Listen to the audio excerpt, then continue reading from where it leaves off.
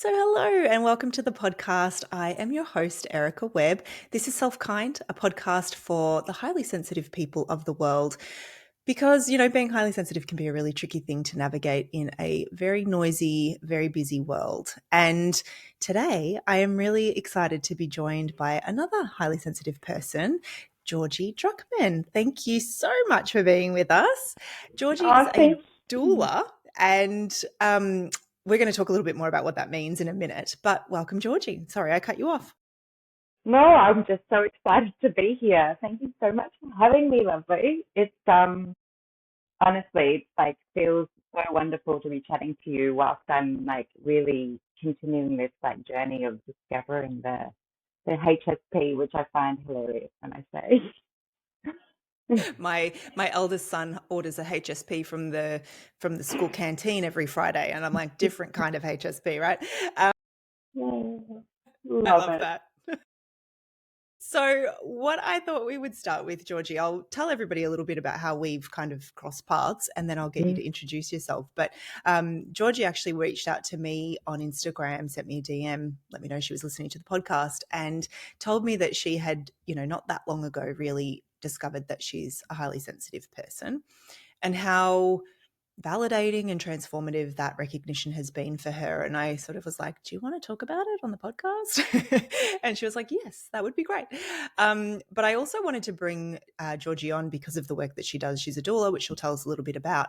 And one of the things that I mentioned to Georgie was how I really had a very challenging time postpartum with both of my births. And I put a lot of that down to my height sensitivity.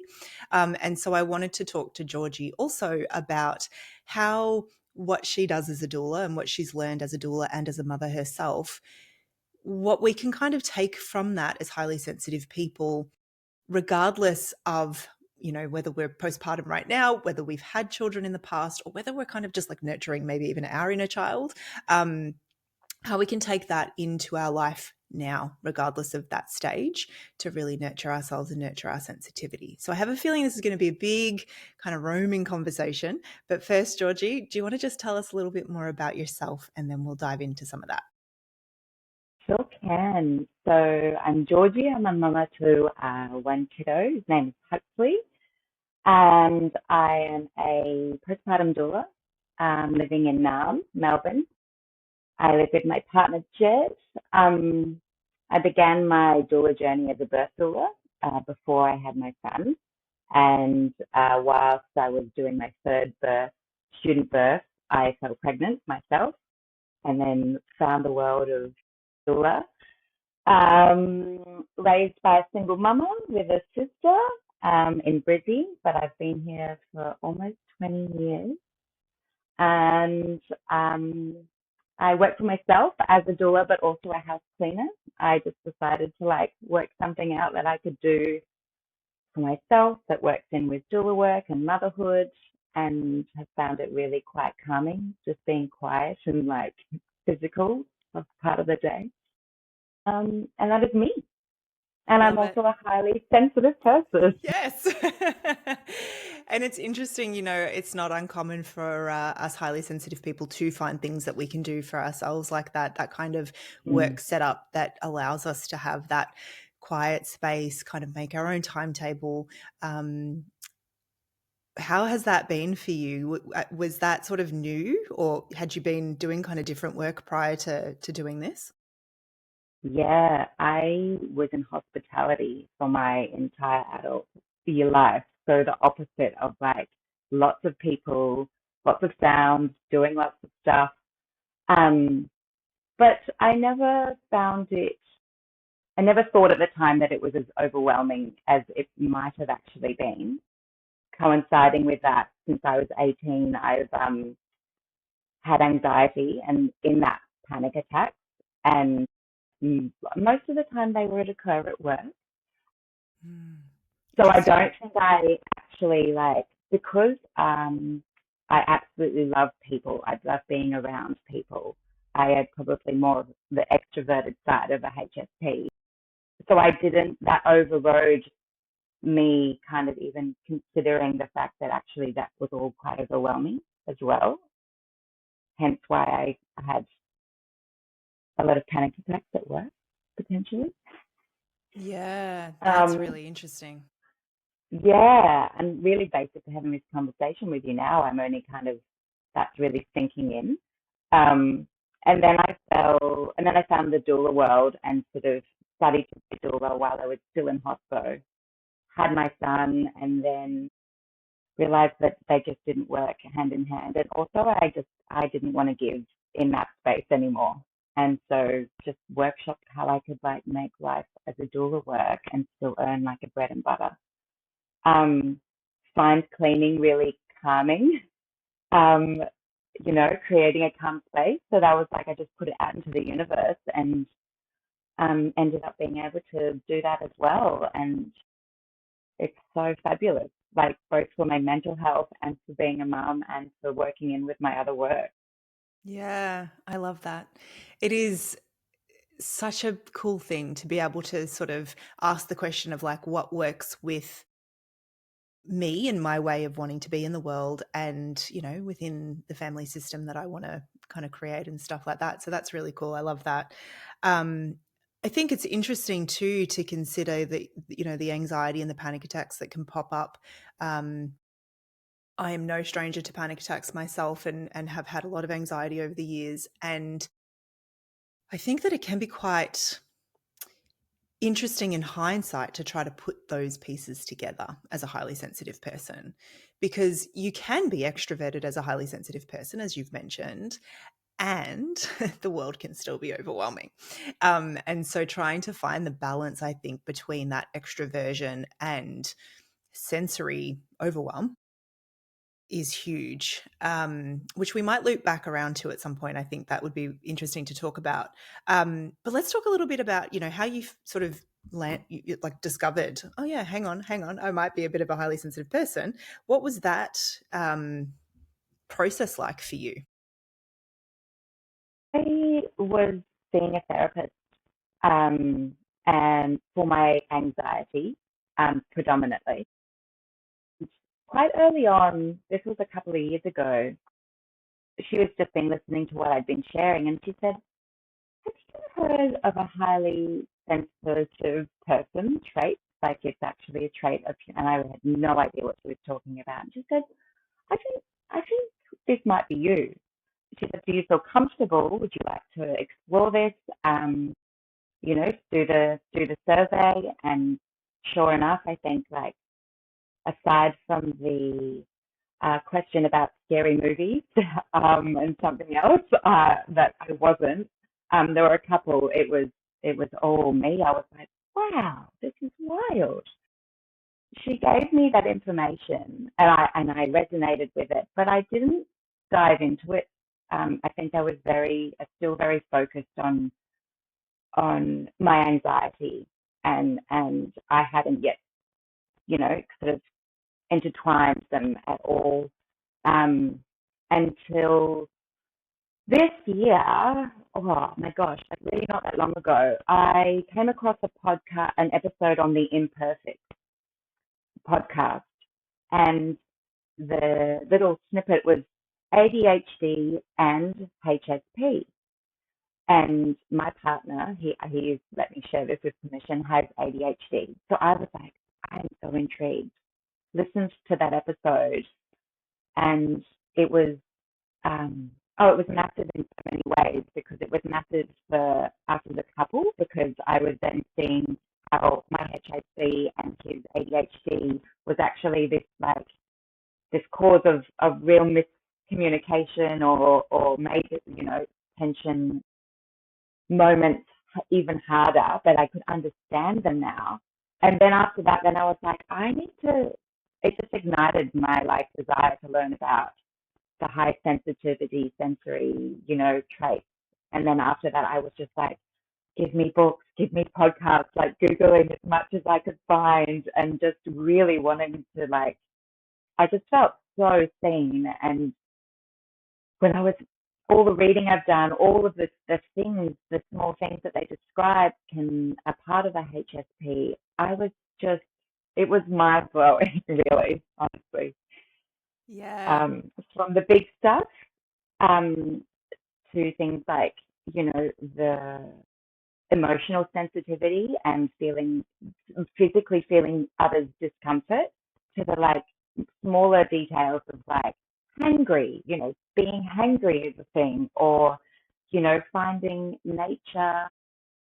Like, my partner and I used to joke that if I did believe in reincarnation, it was like this was my first time on earth, because he would say, you look at a cloud and it's like you've never seen a cloud before. We go to the beach or the mountains, it's like you've never seen one before. And I'm like, I know, but I can't explain why. So that was golden when I connected that to being a highly sensitive person. I love that. That I can so resonate with that. That sense, that deep sense of awe. Like, yeah, this might be my first time here seeing this, because it is quite remarkable. What I'm really struck by about what you're saying is the power of taking this seriously. And I think that's something I've been thinking about this a lot recently. And the idea that we can, when I was younger, I was obsessed with like personality quizzes and stuff like that. I absolutely loved them. And this sort of desire to understand ourselves. But it's not until we take some of those things seriously that we can really start to join those dots, like you were saying, like, oh, maybe my anxiety isn't separate from this trait. Maybe they're kind of part of each other. And how important it can be to take these things seriously and to own them and claim them and work with them rather than denying them. So I'm wondering for you if anything changed in terms of, how you looked after yourself, how you spoke about yourself, how you spoke to yourself. Did anything change with that information or not so much? How I speak to myself has changed. Um, when I was doing therapy, I was finding it very hard to like connect with like compassion and getting rid of shoulds, and really, unrelenting standards on myself in terms of how I show up for others. And I just, yeah, I just really struggled to be able to find an inner monologue that would connect and I would listen to. But then finding this out now, it's made that possible. Now I can talk to myself when I might have overanalyzed, not overanalyzed, but subtle cues of somebody's facial, and then I respond, and my mind goes like, thinks about that, processes that deeply, thinks about what that might mean for them. Have I impacted them in a certain way? What's going on for them? And now I'm just more kind on myself and gentle, and be like, it's okay. Like, this is how my brain absorbs and processes in it. And and I feel like that has been the biggest shift, is how I talk to myself in many different kinds of scenarios, and I can offer myself compassion, um, which is really massive. So massive. Compassion is like the thing that I probably talk about the most.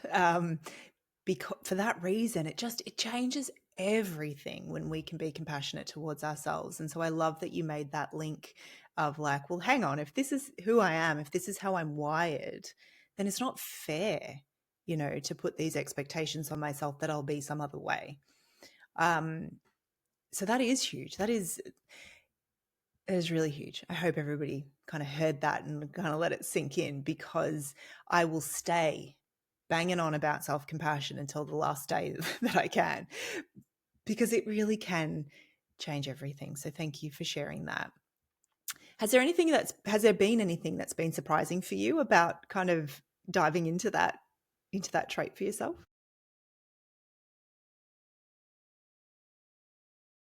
I don't actually think so. Like, everything that, I mean, the funny one was the hangry one, but that was just one person talking about it. I was like, get out of town.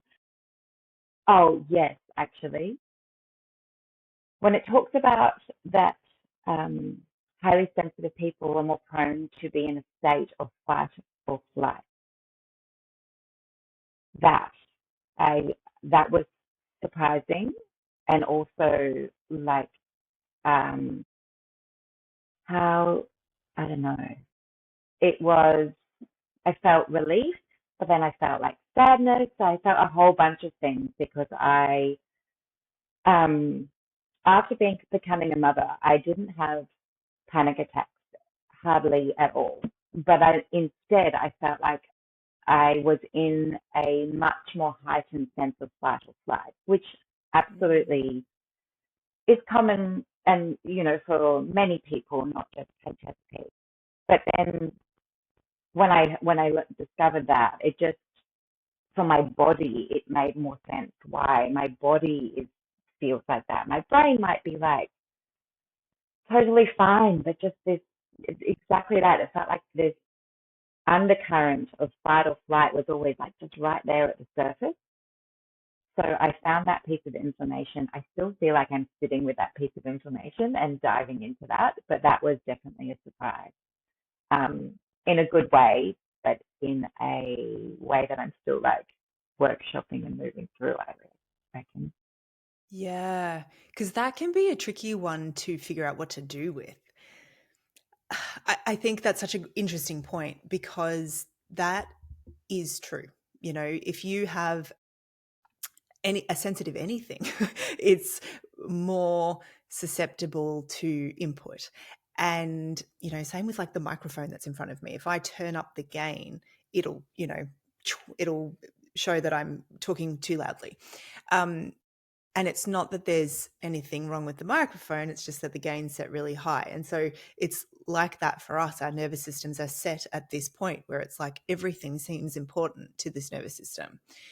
And I think that the reality about that means that we have to get more comfortable with a level of self-care that seems a bit unreasonable. Because, yeah, there is this sense of you are on alert for any potential threats, because that was, if you kind of read Elaine Aron's book, she talks about that a lot, around this idea that everybody doesn't need to be sensitive to impending change or threat, but some people do, so that they can warn everybody else. And so if that's kind of your nervous system's role, when you have a kid, oh my word, the potential for change and threat is so much higher. And so it can very much feel like, yeah, you're just riding this low hum of constant fight or flight. And so how do you deal with that? An uncomfortable amount of self-compassion and self-care, which can be very hard, particularly, it can be very hard in general, especially though for highly sensitive people who hold themselves to a very high standard of care towards others. So I'm curious how you do navigate that as a mum. You mentioned that your child is 6. Um, how do you navigate that now with that information and that insight, I guess? And, I expect that it's not perfectly, because none of us do this perfectly, but what have you learned, I guess, about how to take care of yourself through that? Mm. I have been able to just pause and not feel like I need to like fill every moment, um, and be kind to myself in doing so. That's been massive. Like, and that's really only just sort of happened over this last summer, the summer that has been, and giving myself the capacity then to just drop into moments and like fully just take in this moment and not worry about anything else, because I'm already taking in a lot, anyway, just in this moment, in the surroundings, in the smells, in the people. So like adding, expectations and to-dos and filling myself up with so much stuff and things and doing that on its own has been massive. I'm still yet to, I think now that I feel like I'm doing a lot of work here and here, now I'm ready to like drop into my body and do body work, because that's the part that I feel like I haven't tapped into enough. I haven't cared for myself, and also I haven't like released or let all of this emotional journey that's going on kind of also has its journey through my body. So that's, I feel like, where I'm at in terms of the next part Mm. of my story with this, but definitely just, again, compassion for myself and not putting so much expectation is the biggest self-care shift that's been really helpful. Yeah, I love that. And for what it's worth, that body piece, I think it does often come kind of after some of this stuff's been addressed, because if you think about it, your body is your barrier. It's your Mm. shield from the outside world, and it does a lot of work for us highly sensitive people and kind of keeping us safe. And so I think it's really common for that to be, I don't think there is any like last piece. I don't think we actually ever get to the end of whatever this journey is. But it sometimes does come a little after sort of the intellectualizing of it. That has been my experience anyway. And I do find that highly sensitive people really like to intellectualize it first. We like to think things through. We like to think about stuff a lot. And so it's quite common for that. Some people would call it overthinking. I just call it the right amount of thinking, to spend time with that intellectually before it sort of drops into a physical exploration. So I think that's pretty common. You mentioned something there about pausing, which I love. Sometimes that power of the pause is indescribable. When you talk about pausing, what would you use that pause for? Is that like a reconnection moment for you? Is that the moment where you practice the self-kindness and the compassion? Like, what do you do with that pause or after the pause? I've been going out in the morning and having my cup of coffee with like no technology, no anything, and just being. And I feel like over the summer there was a lot of taking a moment, again, relation to nature, but also my kids, like just dropping into being really present and play or whatever it is with him, has been really helpful.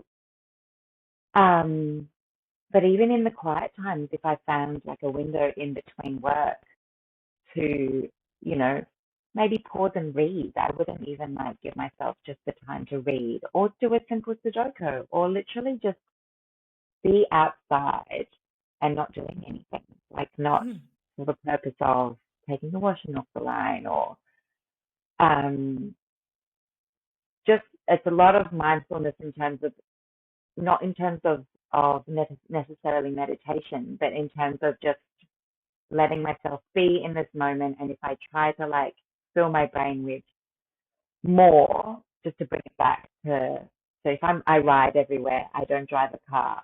But I used to think, okay, this time on this bike is going to be filled with like thinking about all the things I need to do. Who do I need to call? I'm gonna I'm gonna voice time this person while I'm riding, and instead I'm like, no, let's just like observe while I'm riding and let my thoughts do what they want to, and even do a bit of breath work on the bike, right? Weirdly, I guess, yeah, it's in little moments like that at this stage where it's been the beautiful pause has showed itself in like a really easy, attainable kind of a way.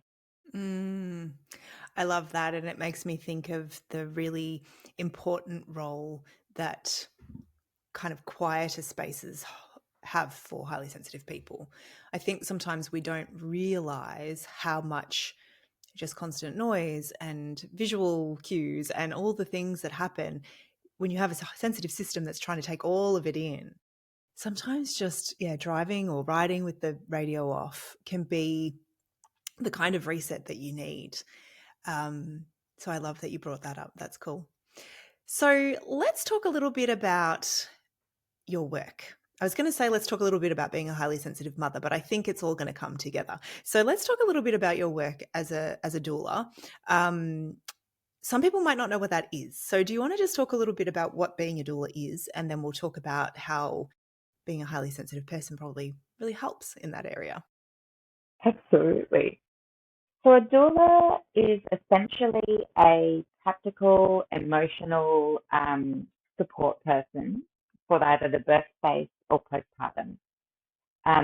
They don't give any medical advice, but they will generally be really knowledgeable about either the birth space, postpartum, or both.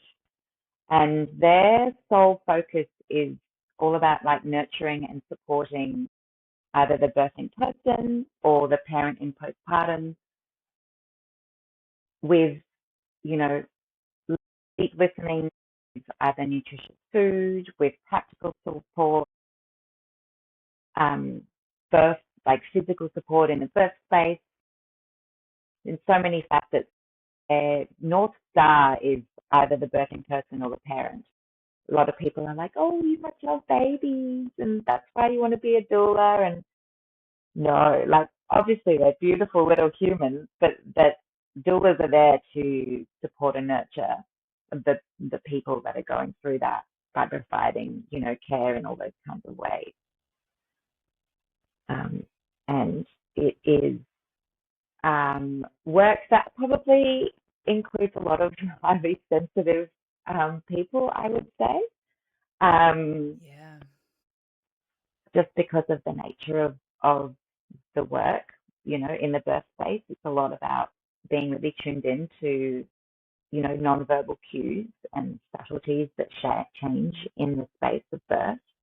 And the same goes for postpartum. When I became a doula and I was talking about the kind of care I offer, even before I knew about HSP, I was always talking about how the way I show up for you is a reflection of how you are in that moment. And I use, you know, listening to your breath, how that might have changed, listening to your body language, listening to the words that are not spoken, like it's all of that. And now knowing that I'm a highly sensitive person, I can really see the connection in that being such a beautiful superpower, essentially, for this kind of work. Massive superpower. I got like goosebumps as you were talking about that. I shared with you before we started recording that I had a really challenging time postpartum with both of my births, and what I would do to kind of rewind and give my postpartum self the gift of something like your services. Oh my gosh, it makes me want to cry just thinking about it, because like I was a real mess. I was not good. And I put a lot of that down to my high sensitivity. But to be met by someone who could read that, God, that would have been remarkable. I think, you know, it can be really challenging being a highly sensitive person in those vulnerable spaces around birth and you know, lots of other things too, but given that we're talking about birth, because there is so much outward giving. And to have something be given back to you, I love that people are signing up for that. I love that people are being like, I'm going to need that, because I feel like it's something that people assume other people are getting. You know, I remember people sort of saying to me, like, we assumed that you were getting that from someone. And I was like, nope. And I also didn't know how to ask.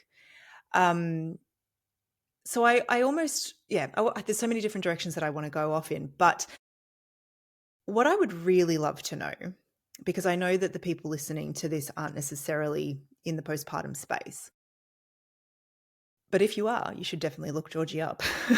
Side note, or in the, you know, pregnant space. What I'm really curious to know is, like, what have you learned about self-care and community care through your work as a doula that all of us could apply to our self-care and community care, regardless of where we're at? Because I hear what you're saying and I'm thinking, could you imagine if our communities operated like that? Could you imagine if we functioned like that as a society? Like, holy moly. I would just love to hear whatever you have to say about that. Yeah, we actually brought up one of the points that is often talked about in postpartum and birth, that is getting comfortable with asking and receiving help. Our culture is like all backwards and twisted on that area alone. You know, we worry about burdening the other person, or that it's going to look like we are failing if we ask, or we are asking too much of people, and how dare we? There's so much that comes with that in our culture. But if that could shift, just that on its own, you know, where asking, receiving, and giving had just this way more beautiful flow without all these like boundaries of our societal, cultural, negative things that's put onto it. Even as a doula, in the first sort of session with someone in postpartum space, you can see how they're really uncomfortable. Like they've hired me to be in that space, but they're still like, oh my God, like thank you all of the time, and you don't need to do that. And some people do laundry before I get there, and it's beautiful to see the transition as time goes on, where they just relax and receive. So I think that's a really huge thing. How to change that, I guess, just more conversation with that, more practice in doing it when we're not needing it, like asking for help, in smaller ways that don't feel so big, so that when it's something bigger, we feel really comfortable in doing that. As a culture as well, just this idea of a nuclear family and the expectations of others. When we assume that everyone's going to show up, but then it's the same thing of asking for help. They don't want to like feel rude by just doing your dishes, or they don't want to, they want to make you some food, but they don't really want to like chat. They just want to leave it at the door, but then they're worried that might be, there's just all of this head stuff. And so I guess in the doula community, we're just chatting constantly about how important it is to try and involve yourself in community care in whatever way, so that when you need it, you're so comfy to receive it, I think.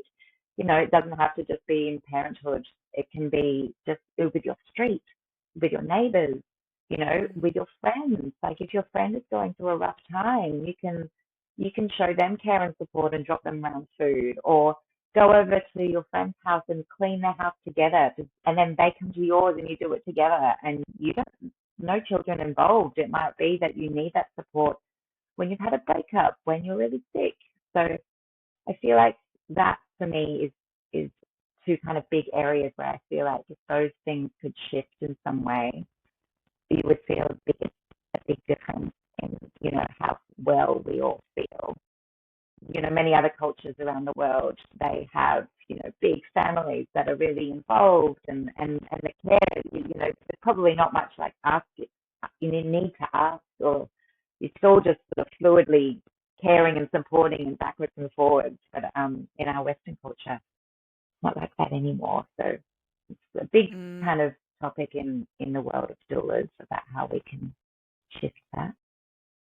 Yeah, I'm glad those conversations are happening. It really makes me think about how, as highly sensitive people too, we can lose touch with that. I don't know, this might sound a little, this might not sound great, but I'm going to say it anyway. We lose touch, I think, sometimes with that genuine desire to contribute, because we say yes to everybody all the time. And I see this sometimes in people where it's like we're all kind of burned out because we're all so overwhelmed, and we're all so stressed, and we're also, doing our darndest just to kind of keep the wheels spinning. And we don't really want to give anymore. We don't have any more to give. And part of that, as I'm listening to you talk, I'm thinking, yeah, and part of it is because we're also not willing to receive. And so how different would it be if, instead of just giving all the time, we were able to receive? But something in that system has to kind of like break for us to be able to get an entryway in. So I love that way of thinking about it. Yeah, we need to have more of those conversations, because that's huge. Do you have any suggestions for people? I'm just thinking from your own point of view, from your work in the doula space, for how to make that a little bit easier as a highly sensitive person to be willing to receive and to give from a place of having something to give? Mm, I guess if you start off with someone that you really feel comfy with, and let them, someone that you feel like you can tell them about all of the things that are part of being a highly sensitive person, and then tell them what it is that you know is helpful in those times when you feel overwhelmed or heightened, and then essentially practice with that one person to begin with, I would say. But I think that it's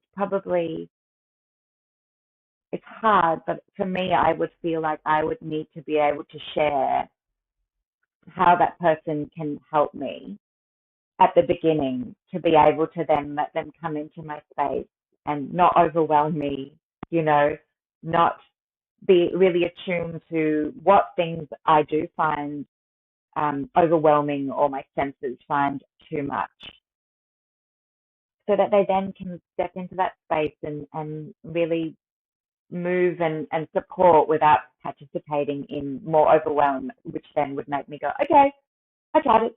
I tried it once. I'm not gonna do it again. It was too much. I think that, as you know, there's a saying when they're like asking for help, where you're direct, you're finite, you give them a specific thing and you give them a specific time frame, and that can sound a little bit like rigid. But for me, I would be like, to my bestie, I would tell her how I'm feeling, what's going to be really helpful, and practice there. And then hopefully in time you are more confident in receiving help in terms of, how you are and how you show up and what overwhelms you. And in the same time, then say to your friends, okay, so what is going to make you feel cared for? How can I show up for you? And let's just practice on each other for now. You're still giving, you're still receiving. They're really aware of your senses that might be heightened or overwhelmed. It's been really helpful for me sharing this with friends, because then you don't feel like you spend more energy than trying to hide, extend your capacity, all of the things that you might do that are going to exhaust you even more, overwhelm you even more. It's so nice to then be able to say, well, I'm finding this like environment like overwhelming right now. I'm just gonna like go outside, and they're not like going, okay, like, whoa, is something wrong? They're like, oh, no worries, you have your time. It's just really helpful to be able to like feel really joyful and about being a HSP and be able to share that. I feel like that would be really helpful. Yeah, I love the point that you just made there about um, being open with it, so that then you can take the essentially the self-care steps that you need, as well as the ability to ask for help. Because I know even in the last really short period of time, I've started doing that in a slightly different way of being very open, of like same thing you just sort of said, like, I'm actually feeling really overwhelmed. This is what I need to have changed, or I need to change, or whatever. Um, but it can be very vulnerable to do that. So I love your point about do it with the people that feel safe. I also want to point out something that you said that I thought was really important. This idea that asking for help can sometimes lead to more overwhelm. Such an important thing for people to understand, because as a highly sensitive people, some highly sensitive people will not like their routine to change. And having somebody coming into your house and washing your dishes differently, or hanging your clothing differently, or, just changing the vibe in your home might not feel very good. And so it might be about asking for the right kind of help. I think that we can very quickly be like, I can't ask for help because it feels so uncomfortable. And we might think that it's only because we aren't good at receiving. But there might also be that element of, I don't like my environment to change. I don't like my things to be done differently than the way that I do them. And it's not because I'm controlling, it's because I'm sensitive. And those things make me feel safe. So don't take away that safety from yourself. Find ways to get support that does feel okay. I think you made such a beautiful point with that. So thank you. Absolutely. Now, Georgie, I'm looking at the time and I think maybe we'll have to have another chat at some point because I feel like we could talk about a lot, but I'm going to wrap us up. So I wonder if there's anything that you're like, I really wanted to talk about, you know, this thing and we never got there. Is there like a thought that you want to share? Is there anything that you kind of feel like we need to talk about before we wrap up? First of all, I just want to thank you for your podcast. That's been to be seen, um, essentially in this space of highly sensitive people is been so empowering by listening to like words, especially everything that you shared on this podcast. And through my work as a doula, I'm always wanting to make others feel truly seen. And, this journey of discovering HSP has done that for me, which has been really wonderful. So I wanted to thank you for that. And want, I just want to sing it to the world that this is this incredible superpower, essentially, and it is a lot. But when we're aware of the a lot, we can reframe it to just being so empowering and so wonderful for yourself to be able to then, really show yourself compassion because you need certain things to be able to function in the world and thrive in the world in a way that you want to without being overwhelmed constantly and feeling ashamed because you find certain things so much harder in a way, but it's just it's more in depth and it's more rich and it's wonderful. But no, I feel like this has just been so joyful, and I just want to say thank you so much, Erica. You're so welcome. Thank you for saying yes when I kind of sprung the idea of being on the podcast with me. I would love you to tell everybody where they can find you, though, especially if they know someone in their life that could do with the services of a doula. I would really love to make sure that you share that. So where can people go to find out more about you and what you do? Mm-hmm. So my business name is Nurture Mama. So you can find me at nurturemama.com. And then Instagram is nurture.mama.